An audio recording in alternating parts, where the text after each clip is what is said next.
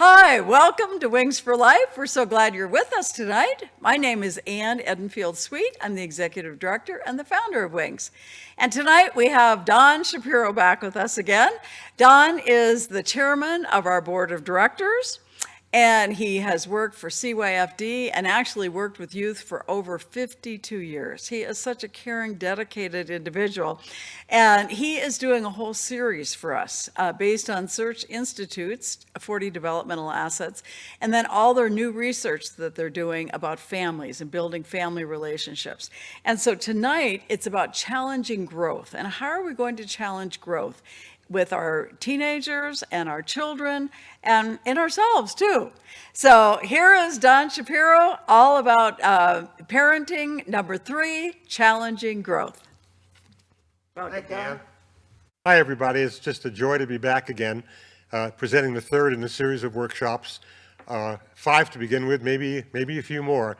And something I really love to do is just share what means a lot to me. And I've been learning so many things. I'm one of those people, even though I'm 77, I never stop learning.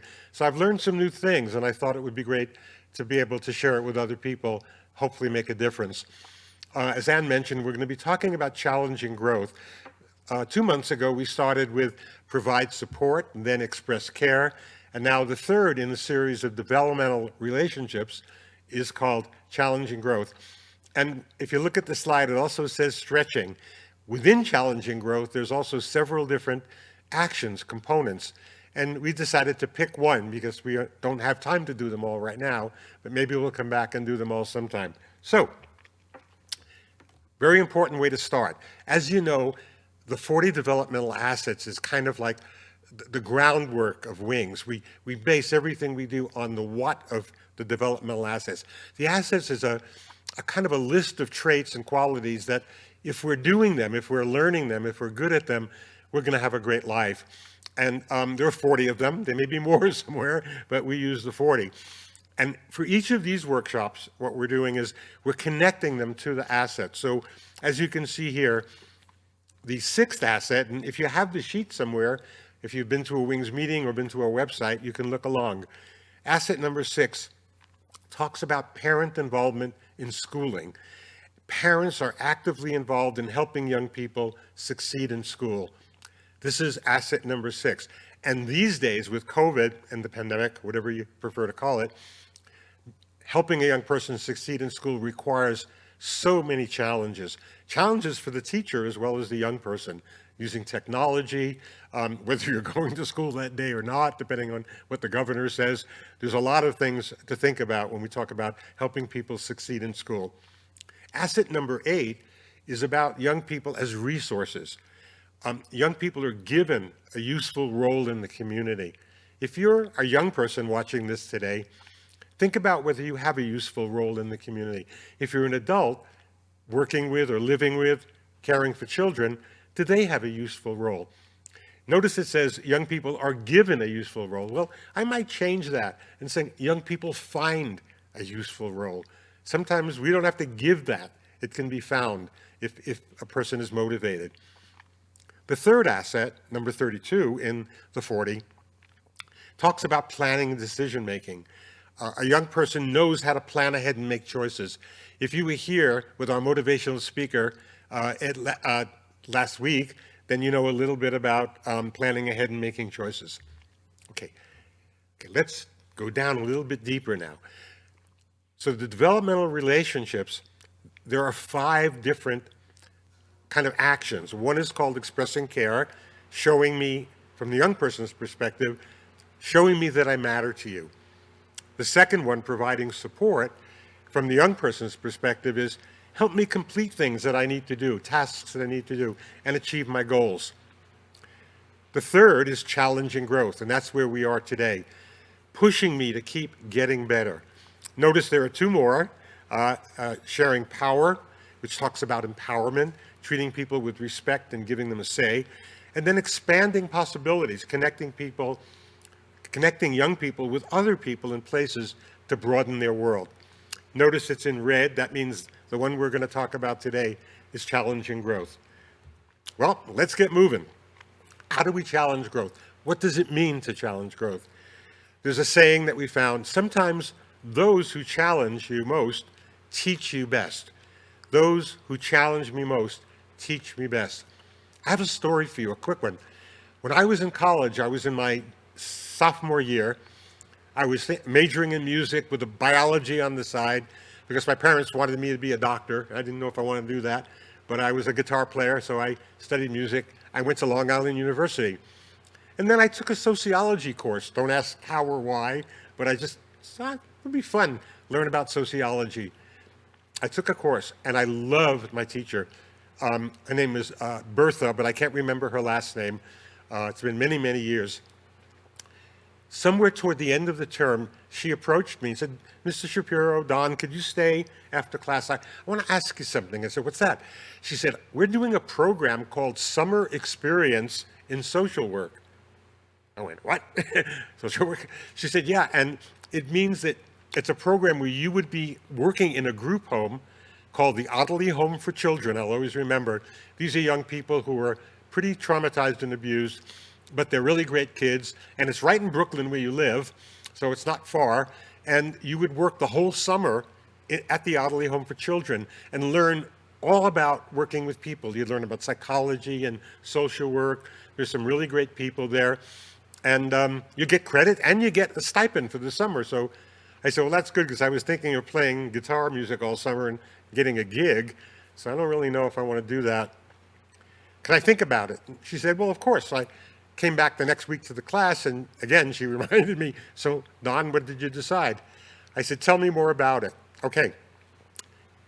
July came, middle of June came, and I was at the Ottilie Home for Children, and it was the greatest experience of my life at that time. It changed my life. I decided I didn't want to be a guitar player professionally. I'll still play music. You can ask me to sing for you. But I decided I want to work with people, be a psychologist or a social worker or a counselor. And I fell in love with the kids, and I fell in love with the work. And 50 years later, here I am. I'm still doing it. And that's because she challenged my growth. She knew what I wanted to do. I had told her I wanted to play music and maybe be a doctor or something. And she said, I think that you would have a real knack for young people. I think they would like you, that you would love working with them. You seem to be a caring person, and you're always concerned. I had told her about friends who had, in Brooklyn, in the projects, had died from drug abuse, and I wanted to always do something for them. And she said, well, maybe here's a chance to prevent that. Anyway, she challenged my growth, and she brought out what I think is one of the best qualities in me, continuing to love people. So that's an example I wanted to share from my life. Okay, this is a simple beginning. When we challenge growth, what do? We encourage young people. We inspire young people. We push. I don't mean push physically, like Tai Chi, where you push hands very gently. We push or pull, moving people in a new direction.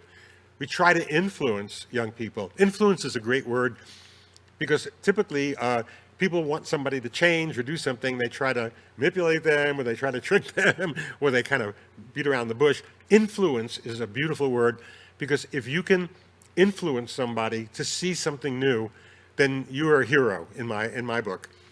We also work on goals, and we help people overcome obstacles.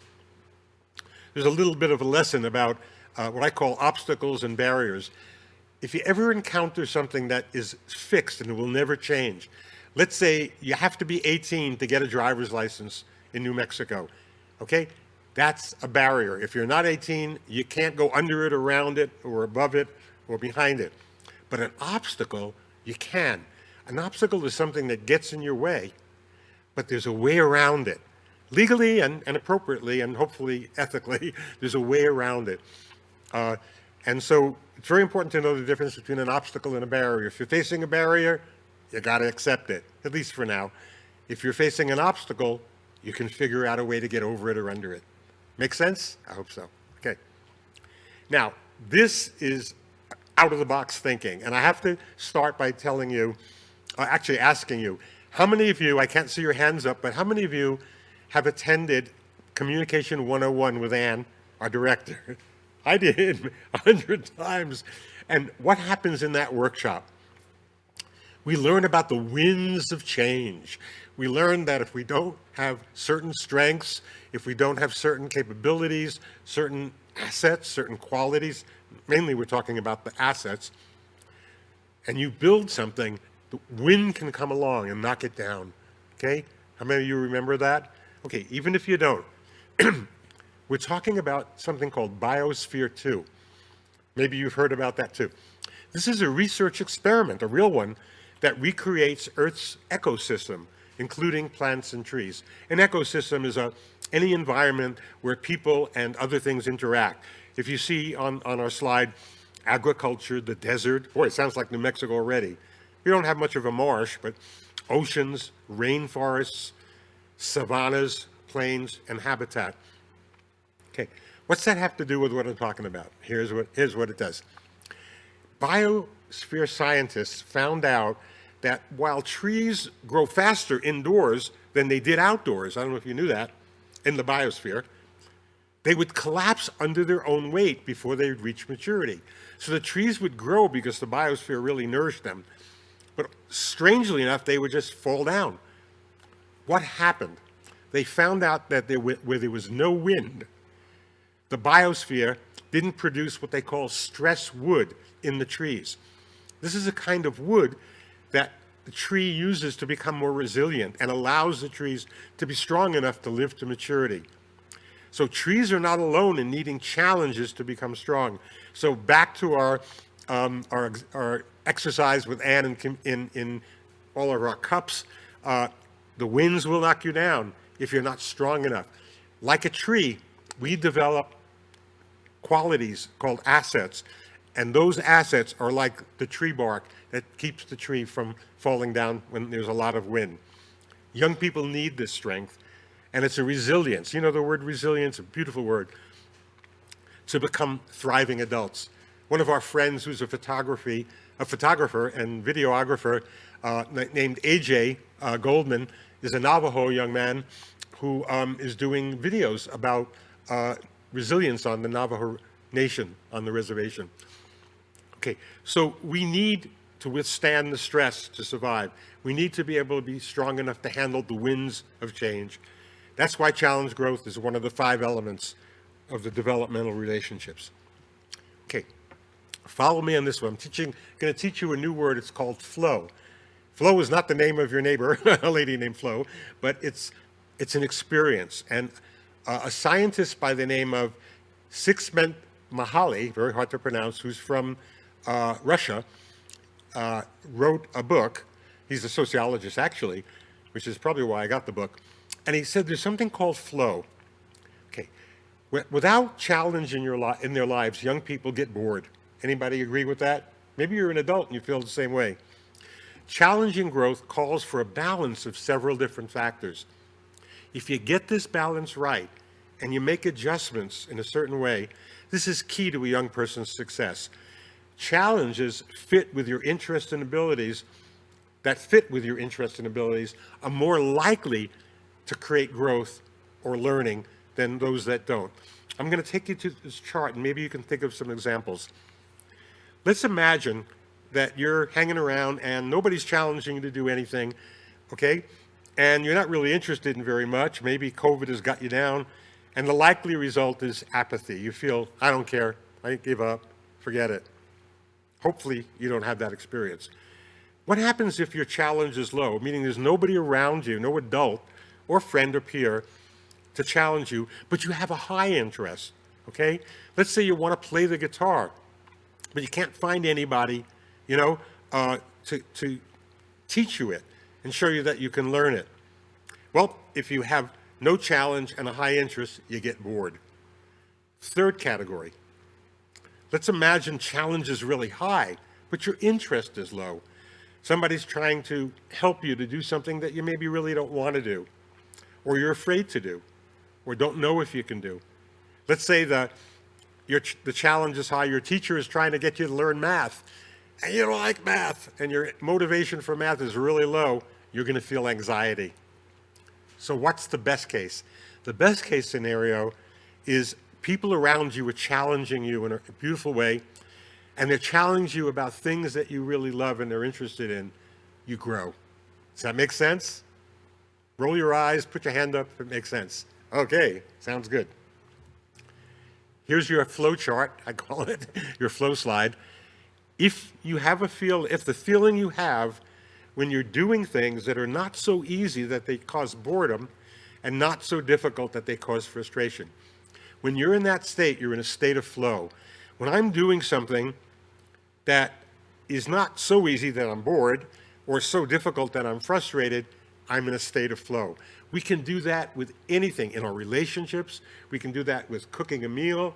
We can do that with playing the guitar, driving a car, helping people as well. So there are many experiences you can have where you could say, man, I'm flowing. What do they mean by that? Ain't too easy, not too hard, right in the middle, balanced, okay? Well, got to say something about COVID pandemic, I guess. So in these stressful times, we may back off from expecting each other to do our best. What do we mean? Well, it's a great excuse to say, I don't feel like doing that. I don't see my friends. I'm really scared. I don't want to get sick. I got to wear a mask. Don't make me do things. I don't feel like doing anything challenging right now. This can happen because you're feeling scared. You're feeling lonely. You're feeling depressed. You're feeling just tired of it all. You can't wait for it to be over so we can have a life again. Okay, we do need to keep a balance, and knowing when to focus on care, support, comfort are sometimes the most important things we can offer. So, even when things are hard, we still need to be challenged. But the way that we do it is by letting a person know that you believe that they can do it. Again, back to my professor, when she said, we're going to send you to a group home for 2 or 3 months and work with kids, and maybe you'll turn out to be a social worker. I didn't really know if I could do that. I think it was probably high challenge and low motivation for a while. But she gave me the feeling that I can do it. She said, I know you've never done anything like this, but you have a heart and you care about people. I think you can do it. So we all need extra challenge, especially when we lose motivation. And when do we lose motivation? When times are rough. And as everybody knows right now, there are great things happening, but times are also rough. How do we get started? Here's some ideas for adults, parents particularly, but any adult. As a matter of fact, an older peer, if you're challenging a younger peer or friend. Expect your children to do their best. Highlight future goals. Remember our talk about goals in our motivational speaker talked about that last week. Okay? Praise your young people when they work hard. And then remember that making mistakes is a part of learning. I wrote this down at our speaker's talk last week, and he said, I'm going to give you an acronym, and it's called FAIL, F-A-I-L, First Attempt in Learning. If you were there, maybe you remember that or wrote it down. First attempt in learning. Don't focus on your failures, he said. Locate the lesson that you learned. So making a mistake can be part of learning. I'll say more about that in a little while. From a parent's perspective, you gotta let people fall sometimes to succeed. How do you ride a bicycle? Anybody ever learned to ride a bicycle and never fell? Well, not me. I certainly did. That's the hardest part. But when you do fall, if you're an adult, of course, if there's safety involved, we don't want anybody to really get hurt. It's very hard to let person fail or fall a little bit while they're learning something brand new. Very, very hard. But we have to give people the benefit and the opportunity to learn. Okay, here's a flip side. Avoid challenging people in harsh ways. If you ridicule, if you put people down, if you diss them, shame them for their failure, that young person is going to feel not confident, and their motivation will go down. So we never want to ridicule, belittle, or shame anyone for failure. But if you see the failure as part of learning, young people are very motivated to give it another shot. Okay? If I fell off my bicycle and the person teaching me how to ride said, oh, you're a jerk, you can't ride a bicycle, do you think I'd want to get back on there? Probably not. Well, fortunately, my dad taught me to ride a bike, and he was very supportive. and didn't take very long to learn. Although these days I get on a bicycle, I fall off immediately. I don't know why. I can rollerblade, but I can't ride a bicycle very well. Okay. I want to come back to the structure of what we're doing. Challenging growth has 4 different components. Expecting a young, and from the person's perspective, expect me to live up to my potential. Stretch, push me to go farther. 3, I insist I take responsibility for my actions, so hold me accountable. Help me learn from mistakes, as we talked about. So there are 4 different dimensions of challenging growth, and today we're going to stretch. We're going to talk about stretching. Look familiar? Hey, Phil, are you out there on a chat room? This is a martial arts class, and we're talking about stretching. Today we're going to discuss the many ways that we can challenge growth by focus on the action of stretching. Remember, a rubber band doesn't do anything unless you can stretch it. This is my cat stretching out on my computer. She loves doing that, but she always knocks my computer out. Okay. 7 very brief tips for stretching. If you challenge growth, also express care. Also provide support. Don't just isolate it. If you keep in mind those 3 dynamics, you're going to do really well. And the person will feel that they're being challenged in a kind way, without coercion, without force, or being insensitive. Okay, back to our motivational speaker. Dream big, set goals, take action. Highlight future goals. As an adult, help a person think about, what's your plan for next week, next month, a year, 5 years, 10 years, and talk about this so they look forward to it. If you dream big, then you can set the goals. If you write down those goals, you'll know what actions to take. You've probably been through classes where people have taught that, so it's not very new, but I wanted to highlight it because it's a kind of stretching. Anybody know who this man is? Cesar Chavez. Anybody know who Cesar Chavez is? Yes. Okay. He was a hero when during many, many years ago, I can't remember when, the farm workers were really brutalized by owners of farms. They were treated really badly. They weren't paid well. They were driven in trucks to compounds where they had to work all day. They couldn't talk to anybody. It was horrible. Cesar Chavez decided he is going to create a union for the farm workers. But there's a story about what he did.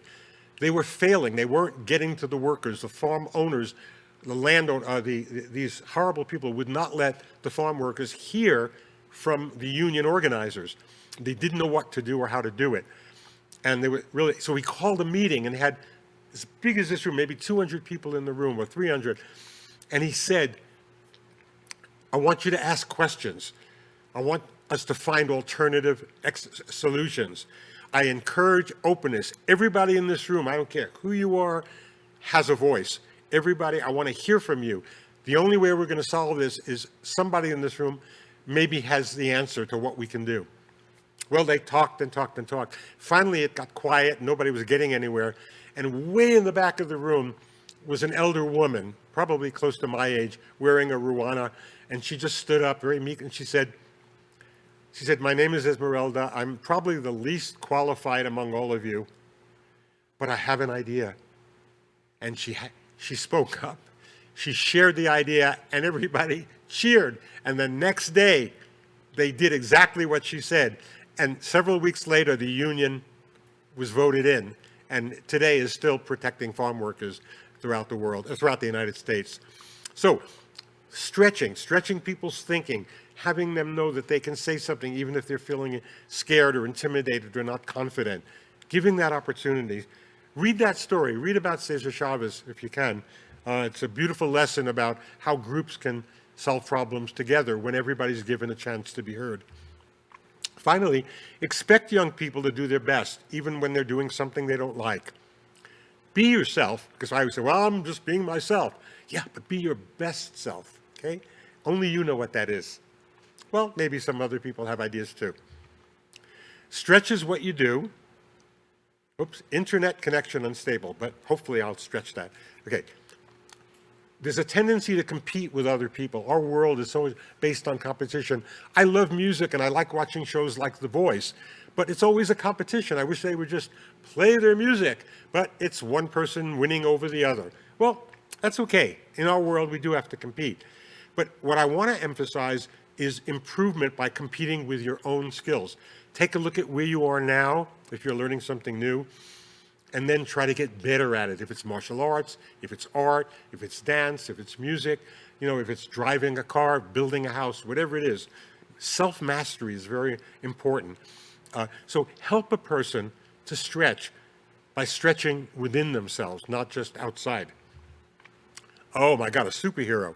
Well, if I put a little caption in this picture, it would say something like, oh my God, I don't think I've ever done that before. I better pull out my superhero manual and figure out what to do, okay?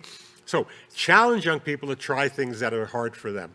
Give them a manual, make up one, tell them about, even superheroes sometimes need help from the book.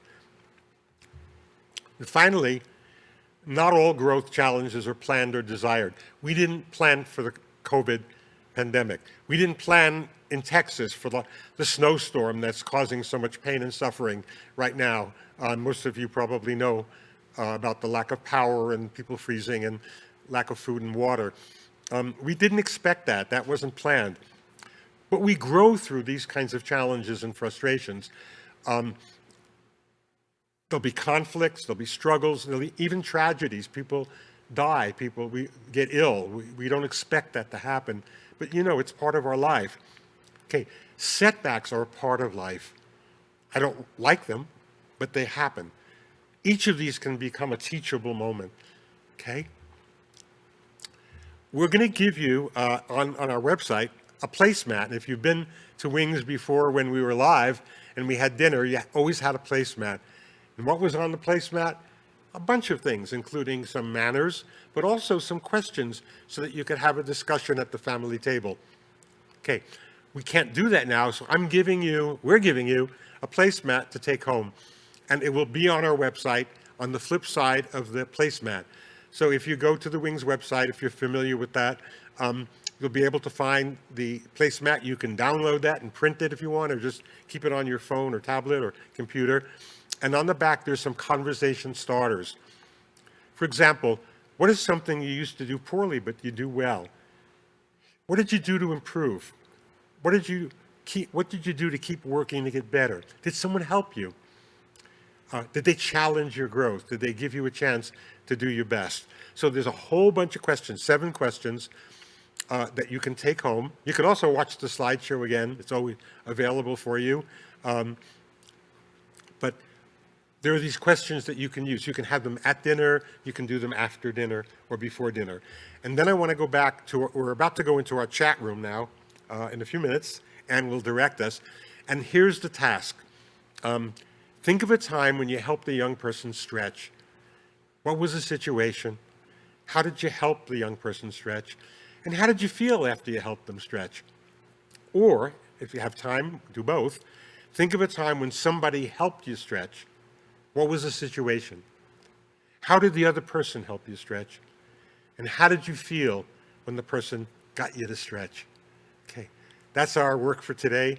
I'm so happy to be here, and we'll see you next week, and we'll continue next month, continue our work on developmental relationships. Be safe, be happy, be kind. See you later. Thank you, Ann. Why don't you go over there? Okay, wow. Well, Don, I learned a lot again. I always learn so much. It's amazing. And everything that he mentioned is so true. And, I always close with a story, and I'm glad I picked this story. It's called The Obstacle in Our Path. And Don talked about challenging growth and that obstacles oftentimes are in our paths, but let's not have them be barriers. So here's the story about the obstacle in our path. In ancient times, a king had a boulder placed on a roadway. Then he hid himself and watched to see if anyone would remove the huge rock. Some of the king's wealthiest merchants and courtiers came through and simply walked around it. Many loudly blamed the king for not keeping the roads clear, but none did anything about getting the stone out of the way. Then a peasant came along carrying a load of vegetables. Upon approaching the boulder, the peasant laid down his burden and tried to move the stone to the other side of the road.